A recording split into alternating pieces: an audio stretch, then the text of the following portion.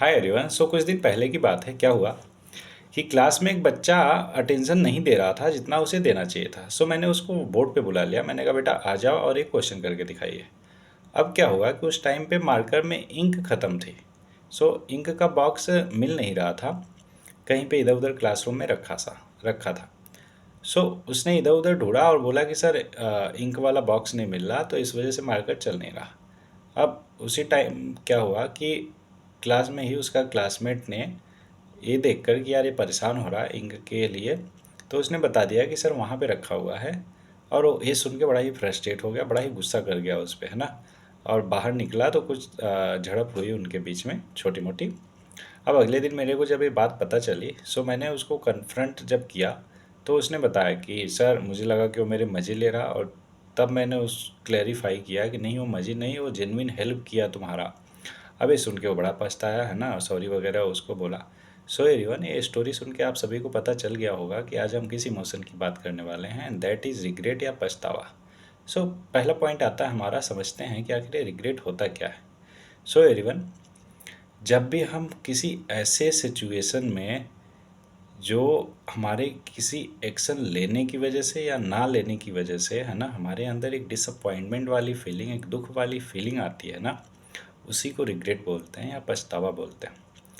और फिर हम उस सिचुएशन में अपने आप को ब्लेम करते हैं, है ना, सेल्फ क्रिटिसिज्म करते हैं। और हमें लगता है कि यार अगर ये चॉइस ना लिया होता, वो लिया होता, तो रिजल्ट आज कुछ और होता। मतलब हम खुद को ही ब्लेम करने में लग जाते हैं, है ना। ये होता है रिग्रेट या पछतावा, कि लाइक हम अपने आप को ब्लेम करते हैं कि यार इस डिसीजन के अलावा कोई और डिसीजन ले लेना चाहिए था, है ना। आज रिजल्ट कुछ अच्छा होता, ये वाली चीज़ हमारे हिसाब से नहीं हुई, हमें दुख हो रहा, हमें डिसअपॉइंटमेंट हो रही है ना। तो ये सारी चीज़ें। अब दूसरे पॉइंट पे आते हैं एवरीवन, एंड दैट इज़ कि what are the pros and cons of this regret. पहले हम कॉन्स की बात करेंगे, after that we will talk about pros. Okay. So अगर हम कॉन्स की बात करें एवरीवन, पहला है कि इमोशनल डिस्ट्रेस। जैसा ही जब भी हमारे अंदर ये फीलिंग आती है रिग्रेट की, तो हम इमोशनली बहुत ही टूट जाते हैं। हमें लगता है कि यार बहुत ही गलत हुआ, है ना। हम अपने आप को विक्टिमाइज करना स्टार्ट कर देते हैं और सेल्फ ब्लेम लेने लगते हैं, और हम अपने सेल्फ वर्थ को बहुत ही कम कर लेते हैं। दूसरा पॉइंट है एवरीवन कि फिर बार बार उसी इवेंट को सोचते रहते हैं, है ना, और पास्ट की चीज़ें बार बार रिपीट करते रहते हैं। और उस चक्कर में हम अपना एक नेगेटिव सेल्फ इमेज तैयार कर लेते हैं कि यार तू ही गंदा है, तेरी वजह से ही ऐसा हुआ है ना। मतलब वही चीज़ कि सेल्फ ब्लेम गेम खेलना स्टार्ट कर देते हैं। नेक्स्ट पॉइंट है एवरीवन कि फिर हम एक्शन लेने के लिए पैरालाइज हो जाते हैं। लाइक आगे से अगर कोई चॉइस हमें लेना होता है ना, तो फिर उसमें हम बहुत ही ज़्यादा डरे रहते हैं, सहमे रहते हैं, और जल्दी डिसीजन नहीं ले पाते। अगला है एवरीवन कि हम अपने हैप्पीनेस को, अपनी खुशी को लिमिट कर लेते हैं। कैसे? उसी पास्ट इवेंट को लाकर, है ना, उस रिग्रेट को लाकर कि यार पिछली बार ऐसा किया था, ऐसा हो गया था। सो वो एक तरीके से आप पर हावी हो जाता है। कौन सा? रिग्रेट वाली फीलिंग आप पे हावी हो जाती है। ये सारे के सारे कॉन्स हैं किसके? रिग्रेट के। अब बात करते हैं एवरीवन प्रोज का, कि आखिर इसके फ़ायदे क्या हैं। रिग्रेट करने के क्या कुछ फ़ायदे भी होते हैं? बिल्कुल फ़ायदे होते हैं। फ़ायदे अगर मैं आपको बताऊं, तो कई फ़ायदे हैं इसके। पहला है लाइक सेल्फ ग्रोथ। जब भी हम रिग्रेट करते हैं, हमें पता होता है कि अच्छा ऐसा डिसीजन लिया था हमने, इस वजह से ये दिक्कत आई मेरे साथ। हमारा जो सेल्फ ग्रोथ है वो इम्प्रूव होता है, और हमारा डिसीजन लेने का एक्यूरेटली ये भी स्किल हमारे अंदर डेवलप होती है। और हम एज एन इंडिविजुअल चॉइस के मामले में इम्प्रूव करते हैं, है ना। और अगला है लर्निंग अपॉर्चुनिटी। जब भी हमसे कोई गलती होती है तभी हम ज़्यादा सीखते हैं, राइट। जैसे ही रिग्रेट हम करते हैं तभी करते हैं जब हम डिसअपॉइंट होते हैं, जब हम गलत डिसीजन लेते हैं। तो इससे क्या होता है कि हमारी लर्निंग अपॉर्चुनिटी निकल के आती है, कि हम सीखते हैं उस चीज़ से। फिर है कि जो रिग्रेट है वो हमें मोटिवेट भी करती है काफ़ी बार।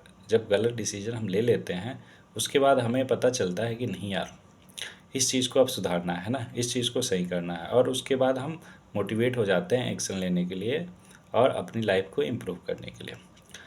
और उसके साथ साथ हमारे अंदर एम्पैथी और कंपैशन वाला भी भाव आता है, फील आता है, जो हम पर बीती रहती है ना, उस चीज़ को हम बहुत ही अच्छे से समझ सकते हैं, और दूसरा कोई अगर वैसे सिचुएशन में जाता है तो हम उसको समझा भी सकते हैं और उसको समझ भी सकते हैं, राइट। सो इससे हमारी एम्पैथी और कंपेशन वाला जो स्किल है वो भी डेवलप होता है।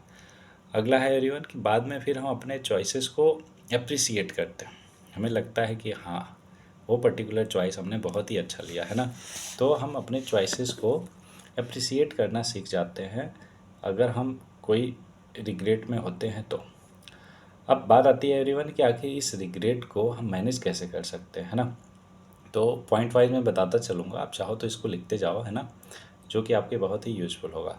सो एवरीवन, पहला स्टेप है कि आपको पहले तो अपने आप को एक्नॉलेज करना पड़ेगा, एक्सेप्ट करना पड़ेगा कि हाँ जी, ये वाली चीज़ हो गई है, मैंने ही डिसीजन लिया था, है ना, कोई दिक्कत नहीं। बिना जज किए उसको, गलत था डिसीजन, सही था, अच्छा था, बुरा था, बिना जज किए एक्नॉलेज कीजिए कि हाँ जी, जैसा भी था मेरा डिसीजन था, है ना।